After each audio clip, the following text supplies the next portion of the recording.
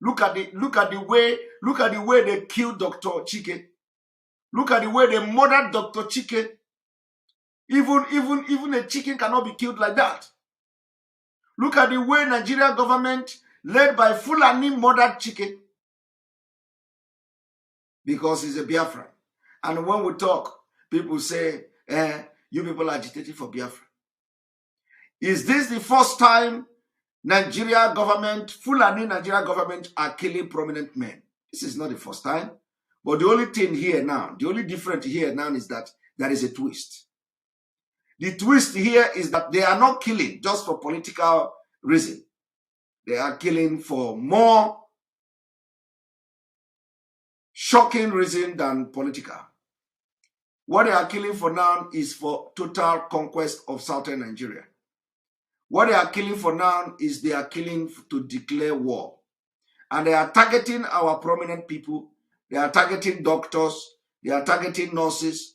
They are targeting those who will be of use to Biafra if anything happens tomorrow. They are targeting those who will be of great help when they declare the war they are going to declare in 2022. They are targeting those.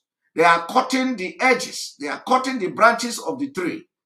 And you people don't understand what is coming.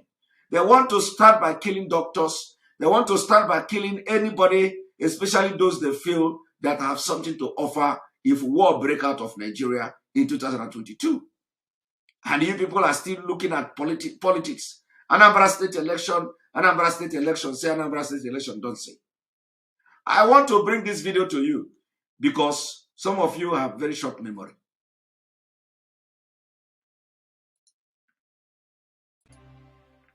Have met with some of the bandits. We have met with some of their high commanders. One or two who have repented. They have sat down with us, not once, not twice. They told us that one of the northern governors is the commander of Boko Haram in Nigeria. Boko Haram and the bandits are one and same thing. They have a sophisticated network. During this lockdown, their planes were moving up and down as though there was no lockdown. Moving ammunitions, moving logistics, moving money, and distributing them in different parts of the country. They're already in the south, in the rainforest of the south. They're everywhere. They told us that when they finish these rural killings, they will move to phase 2. The phase 2 is they will go into the urban cities, going from house to house, killing prominent people. Are you hearing that?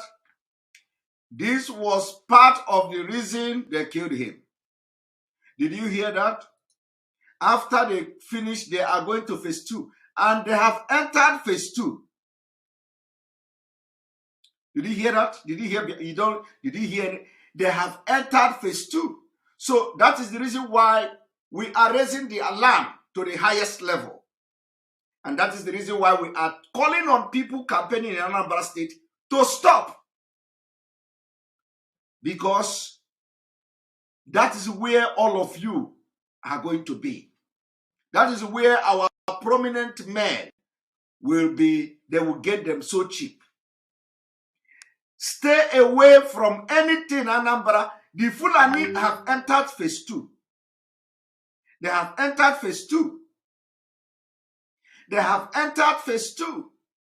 And I have come this evening to remind you, this is one of the reasons that Dr. Chike was killed. They have entered the phase 2, and the phase 2 is that this is not even going from house to house. They intercepted Dr. Chike in Nkpo Junction, according to the story. And they killed him there.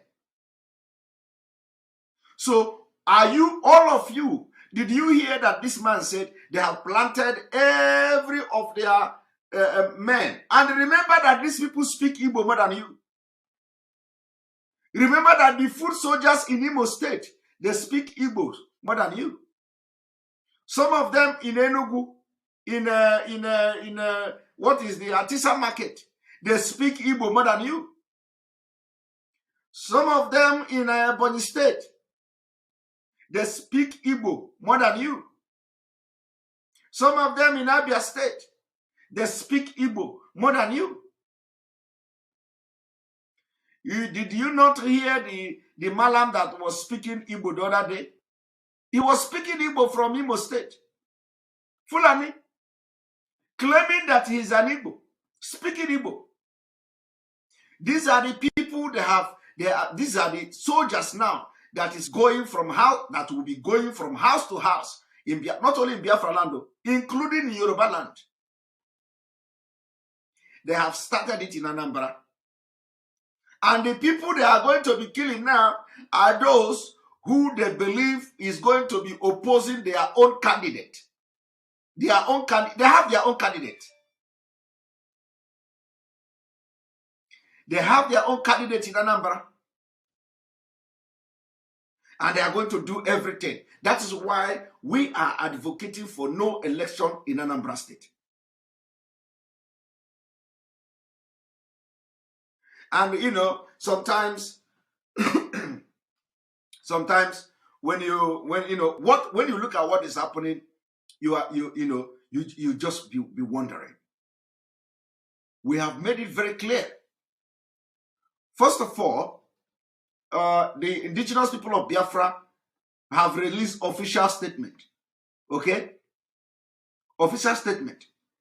In that official statement, it is not even necessary to say the indigenous people of Biafra have not made their position known on Anambra State election. No, you don't need to say that. There is no point saying that.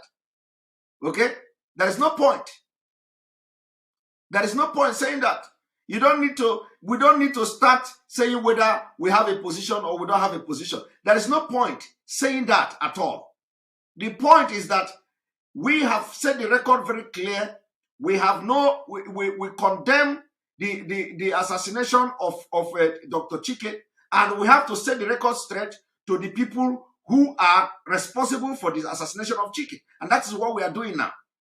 But it is not even necessary to say that we have no position yet in Anambra election, because that means that other decision we have had, in other position we have had, when something happened, is it because of the position of IPOB? No. No. When we declare it at home and people are being killed by Fulani, are we going to say, okay, even when we know we have no hand in it? Is it because, so when you want to do this, give this kind of statement, you don't need to start mentioning whether you stand, whether you have declared your stand for Anambra election or not.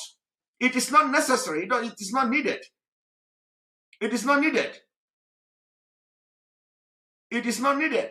So what we have to focus on is that we condemn this particular dastard act. We condemn this kind of heinous crime in our land, and we can never accept, and we cannot encourage, and we can never allow the people that committed this crime to go free. So it is not needed for you to come and give official statement that IPOB have no stand yet.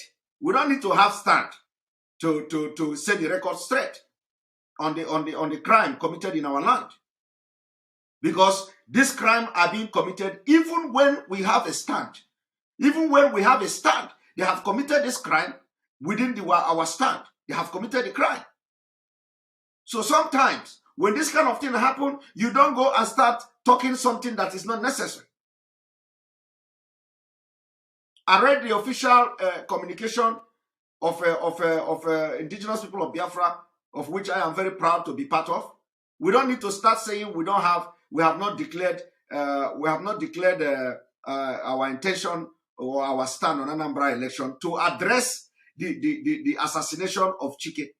We don't need to do that, because our stand is our stand, and the issue of assassination of Chike is a different thing. And why I'm saying this is that we know what the enemies of Nigeria will do. We know how they twist things. We know how they twist things, because you cannot be debunking allegation of, because what they want to do is the IPOB. Everything is IPOB on purpose. So you cannot be addressing that particular issue and you are saying you don't have a stand yet on Anambra. You don't do that, Because what you are trying to do, what you are indirectly telling them is that what about those issues? What about those incidents that happen when we have a stand? We have had a stand in sit at home. We have declared another sit at home on the 1st of October, which everybody must adhere and respect. What if something happened during the sit at home? Are you going to now, what are you going to say about that? So we must always be very, very calculative in what we do and how we dish out this. Everybody knows, we are not that kind of people that will be committing this kind of crime in our land. And we have set the record very straight. And it is there. Evidence is there. There are eyewitnesses to this particular event, and they are calling DSS. They said that the people who killed Chike were DSS.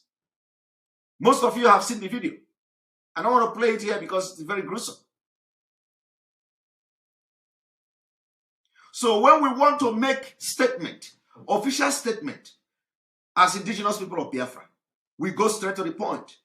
We don't need to start exonerating. We have not taken stand on the election, Anambra election. No. We don't do that. So my brother should take correction for that. We don't do that. We don't say you don't need to start talking about your position in election and what kind of position you take and what kind of position you don't take. It is not necessary. It's not necessary. It's not necessary. You don't do that.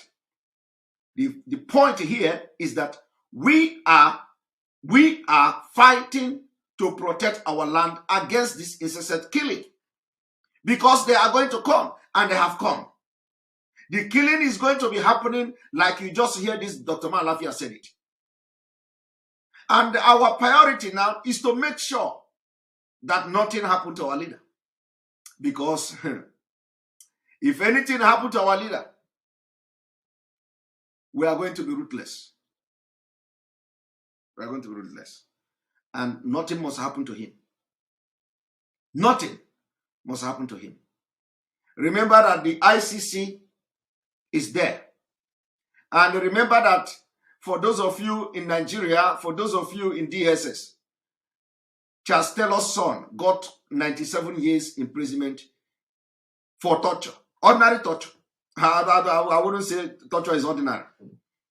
But torture. For torture. He got 97 years imprisonment in America. And you have tortured Mazi Nnamdi Kanu. You have tortured him in Kenya, both whether directly or indirectly.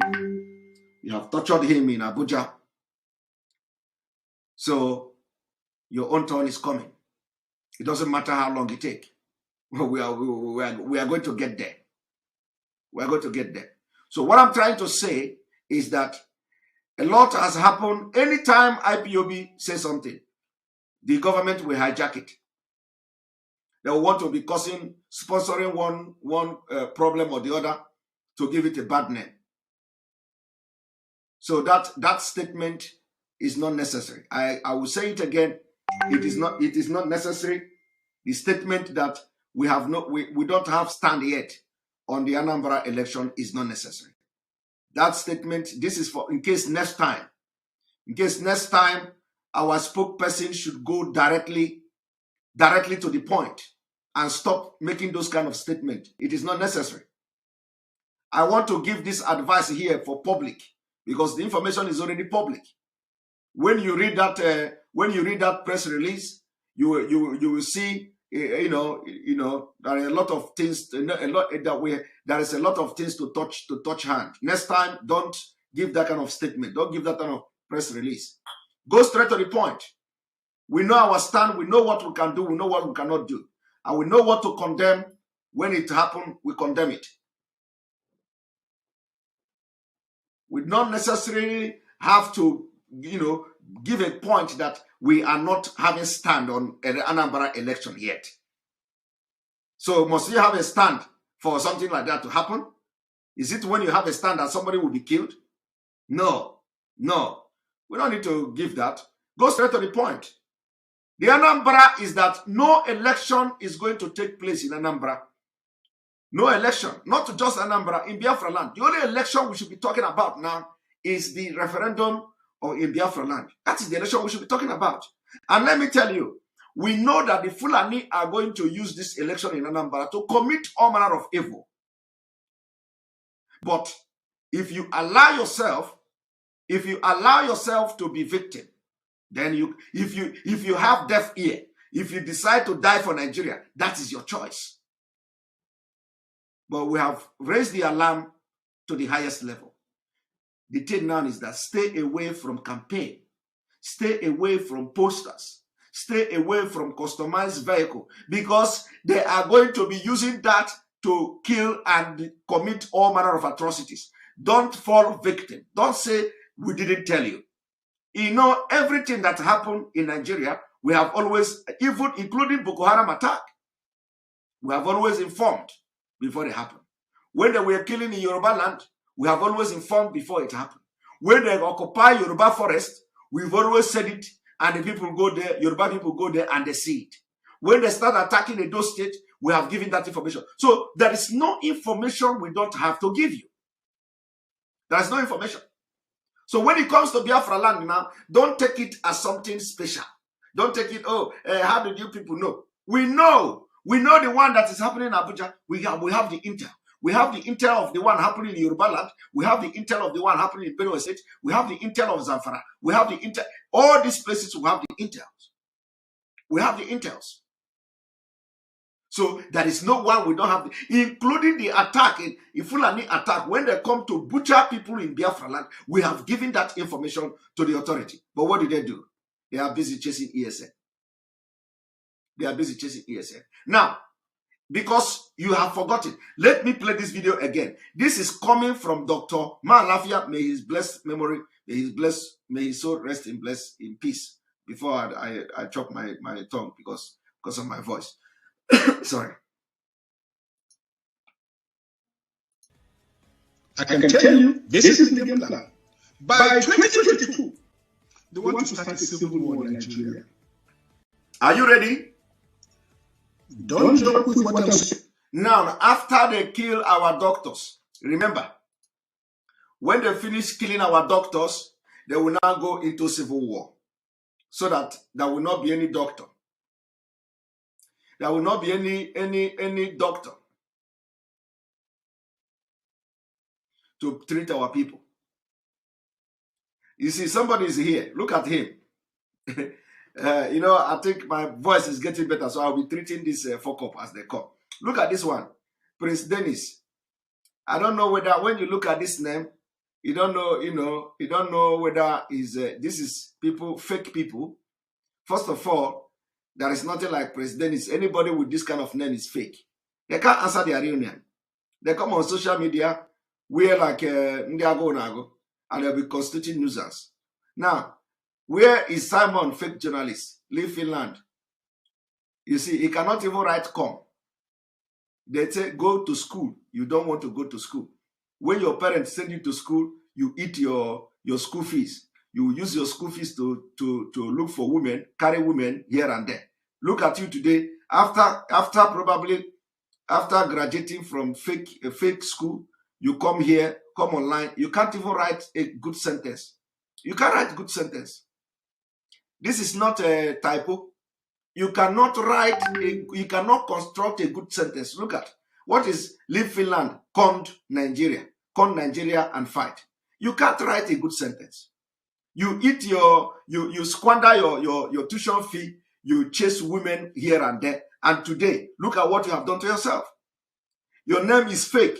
Prince Dennis, is it what your parents gave you? Is this his name? Your parent, nobody can give you Prince as a name. Nobody. No Nigeria parent will give their children Prince. What is Prince? Prince is not a name. No Nigeria. I am telling you. So he is not even proud of where he come from. He is not proud of the name the father gave him. He's not proud of the name the family gave him. He's not proud of his name when he was growing up. He don't want people to identify him here. Fake people. Nobody know him. In the village, you don't know him. The people he went to school together don't know him. They don't know him. That is why he can come here. He cannot write good English. He can't even write a sentence. Because if he write it, if he come with his real name, let me tell you, if he come to social media with his real name, he can't mess up. Because the yard people will be following him now. Eh? He can't mess up. Even the women he's chasing around will be following him. Okay? He can't mess up. So now, even if he go and be a friend, he go to Facebook now and make a friend and send a friend request to the girl that is chasing up and down with that small money. The girl will not recognize him. He will not recognize him. You know, the girl will not recognize him, and the girl may not even accept him. But let me tell you, the reason why you see these people coming like this to comment this kind of things is because they know nobody know them. They know. The only thing they are doing here is to constitute nuisance. Nobody know them. The family cannot recognize them. The yard people cannot recognize them. The neighbor cannot recognize. Because if this man is your neighbor now, yeah, he comment like this, are you going to be proud of him? Of course you will not. You will never be proud of him. That is why they are doing it. You see what he comment. Now, he is not listening to Dr. Malafia. Even if he don't believe, even if you don't believe me, even if you don't believe me, he's not listening to Dr. Malafia. No. Dr. Malafia is fake journalist. He's fake journalist. Somebody who have risen up to deputy governor of Central Bank of Nigeria. And this idiot here is here talking. Idiot is here talking. Say, journalists leave Nigeria and come to Nigeria. Leave Finland, come to Nigeria and fight. I don't know what to call. I don't know what to call him. But let me tell you, anybody who knows this man knows that he has eaten all his, he has used all his school fees to do what is it? What did they call that thing for Nigeria? What did they call that thing? You know, Ibo willow. Is it a willow? On willow. Today, look at the result. Look at the result. When he was doing this, when he was doing this,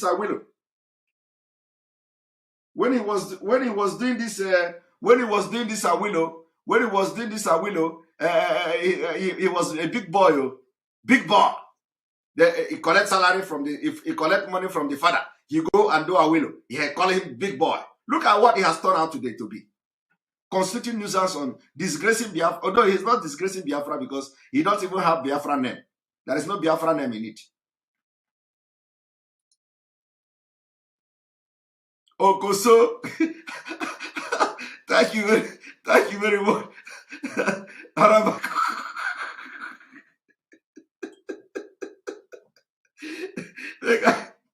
Drink for you.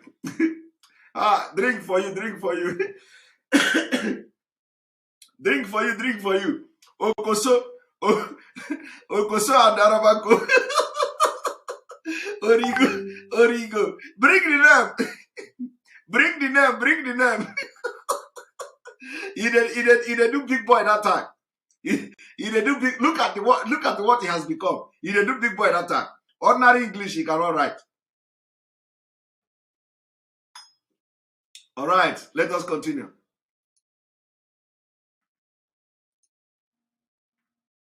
Saying, I have a PhD from Oxford University. Did you hear him? He has a PhD. Central banker. Do you have PhD?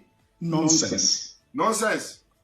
So don't tell me what I'm telling you. I have this from the highest possible authority, higher authority of some of the commanders of the killers and Boko Haram. You said northern governors, past or present, Dr. Badaya. No, current. You see, current governor. No, they said one of them is the commander of Boko Haram in Nigeria. One of them. One of the governor is the commander of Boko Haram in Nigeria. Do you know what? And the people are not seeing this. They are not seeing this. So those people who are condemning Biafra, who are saying, oh, Simon Ekpa, this, they are not listening to this. They didn't see it. They didn't see it. This was was it on 8th of October last year? Less than a year. Thank you very much, Nwa Oba Diego, for your super chat. We appreciate you. That man that wore Bongo to Biafra, I heard him and his Janjaweed group are planning state of emergency in Southeast, but we must continue. The state of emergency, have they declared state of emergency in the Northeast? Whenever he go to UN, he say he's always mentioning South. I don't know whether there is war in the South. He said he is managing the crisis in the Northeast, Boko Haram, and the South. I don't know whether there is war in the South. This man have persistently saying this thing, that he has been able to manage and the whole war in the northern Nigeria and in the South. I don't know whether there is war in the South too, but he said it at the UN General Assembly. I can play the video later on, not today.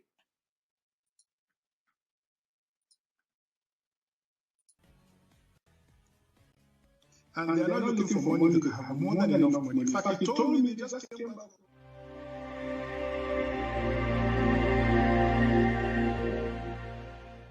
Gentlemen and women of the press, friends, fellow compatriots, this afternoon I was received here by officials of the Department of State Services.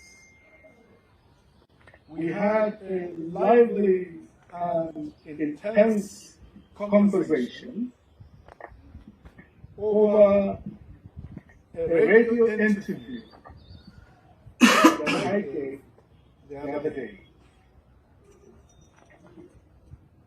That interview,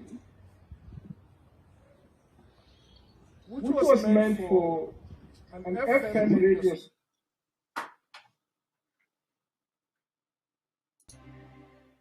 have met with some of the bandits. We have met with some of their high commanders. One or two who have repented. They have sat down with us, not once, not twice. They told us that one of the northern governors is the commander of Boko Haram in Nigeria. Boko Haram and the bandits are one and same. They have a sophisticated network. During this lockdown, their planes were moving up and down as though there was no lockdown. Moving ammunition, moving logistics, moving money, and distributing them in different parts of the country. They are already in the south, in the rainforest of the south. They are everywhere. They told us that when they finish these rural killings, they will move to phase 2. The phase 2 is they will go into the urban cities, going from house to house, killing prominent people. I can tell you, this is the game plan. By 2022, they want to start a civil war in Nigeria. Don't joke with what I'm saying. I have a PhD from Oxford University. I'm a central banker. We don't talk nonsense. So don't joke with what I'm telling you. I have this from the highest possible authority, higher authority of some of the commanders of the killers and Boko Haram. You said northern governors, past or present, Dr. Balaya. No, current. No, they said one of them is the commander of Boko Haram in Nigeria. One of them. Did you hear that? Just to remind you people of what happened to Dr. Chike in Anambra State. So the people that killed Dr. Chike are the northern leaders. They killed him as they are struggling to install a new governor in Anambra State. And they have not forgiven him. They have not forgiven the family for the role Dr. Dora Akunyili played by revealing the death of Yaradua when he died. And on this note, we are also calling on you to make sure that you stay alert in Anambra State. we know that they are not going to stop at what they have done and what they continue to do. They will continue and they are not going to stop. Now, let me also bring this to your notice, because the time has come. You know, my voice is getting better by the day, so getting better by the day. I want you to look at this. I want you to look at this. Power shift. Northern governors seeking breakup of Nigeria. Middle Belt Forum. When the Northern governor come to give statements that, you know, whatever they have decided, the Middle Belt Forum said that they are seeking the breakup of Nigeria. I don't know why anybody would not be happy if they are seeking the breakup of Nigeria, because breaking up Nigeria in peace will benefit everybody. It will benefit everybody. Okay? Now let us read this, what they have to say.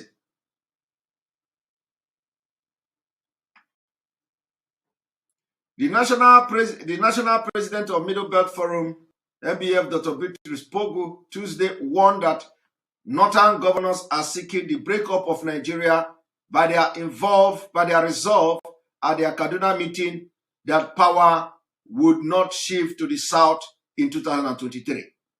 Dr. Pogu, who told Vanguard in Makode that the position of the Northern governors was a threat to the unity of the country and a dangerous signal that could threaten the very foundation of the country. In fact, let me tell you. First of all, the thing you should be asking is, what is the position of the leaders of Biafra land? What is the position? Do you know the